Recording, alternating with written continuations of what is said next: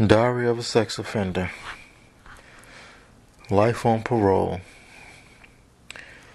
I guess I would have to say that parole was probably the worst experience of my life. It was much worse than prison. As crazy as that may sound, it was just much more of a worse experience than prison. It's kind of hard to describe. I guess the best way to describe it is that while freedom is taken away while in prison, there are certain worries in life that are taken away as well. I didn't have to think about paying rent or paying for my next meal. All my necessities were taken care of. All those types of things. But, once you get out, all those real life obstacles are right there in front of you with the additional obstacles of parole. When I got out of prison, I received $250. Most of that went to my travel to get back home. While it was difficult, really difficult transgression, I was fortunate to, have my family that was still supporting me. And it's crazy because there are people that get out who don't have no family. And though their family abandoned them, and this system that's in place expects you to get back on your feet with just $250 after your entire life before prison is gone. And people wonder today why our streets are, filled with homelessness, or why people continue to go in and out of prison. No, in no way do I feel like, people should not be punished, for their crimes. I was definitely rightfully punished for my crime. I just wanted, I guess I just want to give some insight to the system that we have in place. And while I know many people out there won't sympathize or empathize with me due to my type of crime, and I get that. I definitely understand that. I understand where I stand in this, societal view, or whatever you want to call it. But, the fact is that these same issues within the system apply with all crimes. The system cripples people and makes it extremely difficult to get your way out of it, to get back on your feet. When I was sentenced for my crime, with the addition to the amount of prison time that I got, I was also sentenced to 3 years of parole. And to my surprise, when I was released, due to, law changes that, ended up happening while I was in, my parole sentence went from 3 years to 10 years, even though I was, initially sentenced to those 3 years. How that can take place, or how that can be legally done, still to this day blows my mind.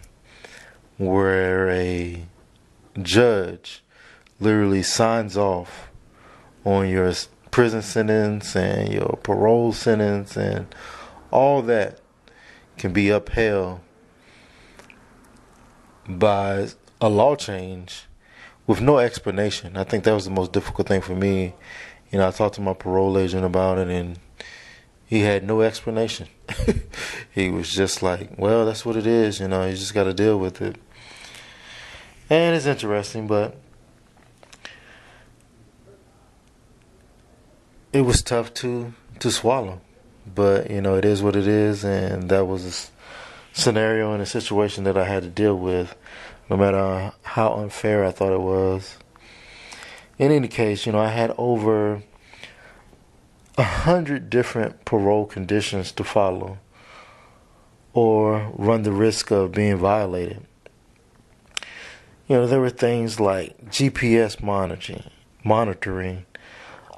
There was a nightly curfew. There was mandatory treatment. That's just to name a few of the things. As I said, there were hundreds.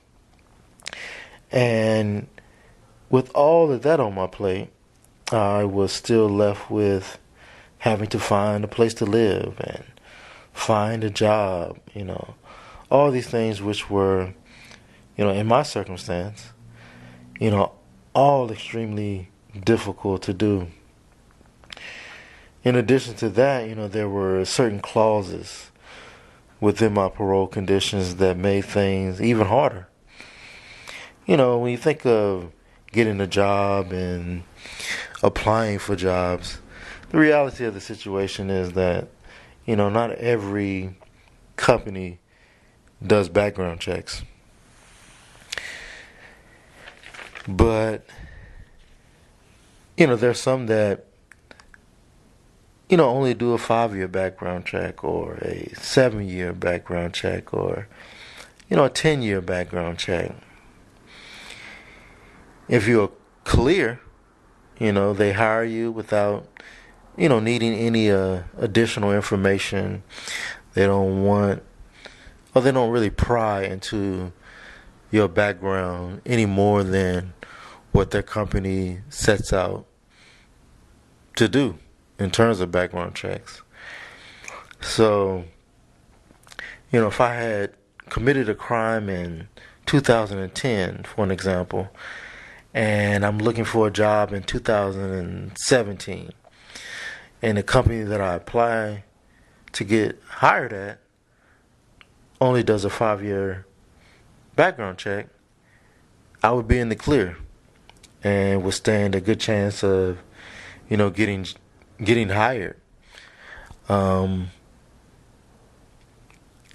was definitely one of the things that was a positive in terms of getting out and learning that, not every job does a full 100% background check.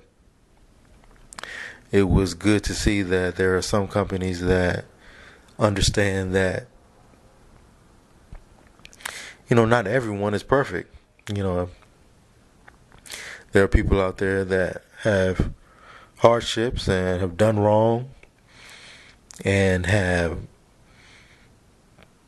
paid their dues to society, if you will, and are just looking to get back on track with their lives, enter back into society and be positive, and are looking for opportunities to be able to do so. And I think that's one of the positive things about some of the companies out there that, are willing to put a number, if you will, on how far back they're willing to, research someone. But even with that being said, with the clauses within parole, there's this one condition that it doesn't matter. It's one condition that says that irregardless of a company doing a background check, and no matter if you're clear from their background check, you still have to disclose your background to whatever employer that you are applying for a job for, while on parole, obviously. So, you can imagine how that went for me in my situation, it took me almost 2 years, I would say, before I ended up landing my first job while on parole. I did end up disclosing my background, and just surprisingly, I got hired. The manager, well, actually was the owner of this, small business, was just more so, I would say, surprised that that I would disclose such, detailed information about myself. And for him, he took it as, I'm hiring an honest person, someone willing to put out his darkest secrets, his darkest, shortcomings. And if someone's willing to do that, they must be, open to, just being, I guess, extremely honest. That was one of the things he told me when he did hire me. And it was fascinating because, you have this feeling of everybody views it as the worst of the worst. So with some of the conditions that are in front of you, you just kind of feel like there's no way. The system has kind of set it up to where it's just no way I'm going to get a job where I'm having to tell whoever I'm working for my past, and pretty much in detail. And just knowing the stigma and how people feel about people like myself within our society, I really thought it was just going to be 100% impossible to get a job. So it was refreshing, to say the least, that someone saw something in me other than my crime, my wrongdoing. They saw something in me without ever even knowing me, and was willing to give me an opportunity. And I thanked him.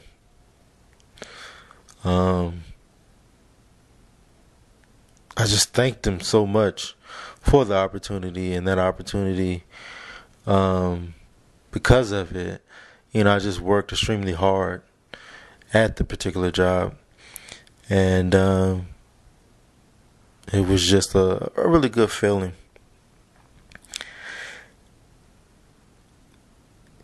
Even with that being said, I do have to say that there were some parole agents that did realize how extreme, this particular condition was, and would, kind of turn a blind eye to it and never reach out to, employers and things of that nature. That you would tell them that you had gotten a job, and they would just leave it at that. I had a couple of parole agents say that, did they do background checks?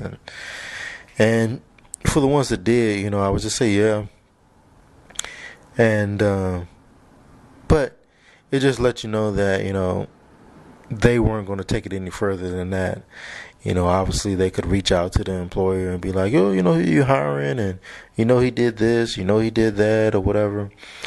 But there were some that realized how extreme this particular condition was, and would kind of turn a blind eye. But as with anything, there were many that could care less.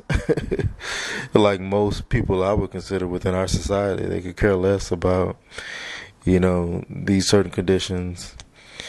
But in any case, if you want to know why homelessness is so bad and people end up going in and out of prison, it starts with the parole system. It really, really does. If you don't have any support system when you get out, there's just not a high probability that you will survive or really be able to get back on your feet. For me, I was fortunate to have my family who supported me throughout my entire situation. You would think that the system would want to quickly, integrate people back into our society. We're talking about people with the cards, completely and already, stacked against them when they get out, instead of making the road, back to getting on your feet realistic and obtainable. The system, it just kind of puts roadblocks and obstacles, in front of you. And, I guess there's just so many roadblocks to being able to get back on your feet. And it was a struggle. And it took a good amount of time. And without a strong support system, I'm not sure I would have been able to do it, me personally. But, there were people who I would say didn't have the same support system that I had. And while they weren't able to really get back on their feet as quickly as I may have been, they did, struggle and work hard under the circumstances. And, what I would say would be survive, I had, people that I would, speak to that were basically in my same situation, that were, homeless or living out of the cars, or, just doing anything, to make ends meet. But they were doing it, the best they could and under the circumstance. And, I guess for the time being, I will say that nothing is impossible. I think that if you put your mind to it and you put forth some effort, and at least get a little small push in the right direction, there is a chance. But it is an extremely difficult road. And that's just the life on parole. And it's just so much to really say about parole, to be honest, that, I guess I will leave this vlog, if you will, here. And I will continue with another, with what I would consider my major issues with the system. There's so many, but I would say I could sum it up in two. But I'll leave that for another video. I don't want to make it extremely too long. So I'll end it here. And I will catch you on the next one. If you're still listening, if you still care to listen.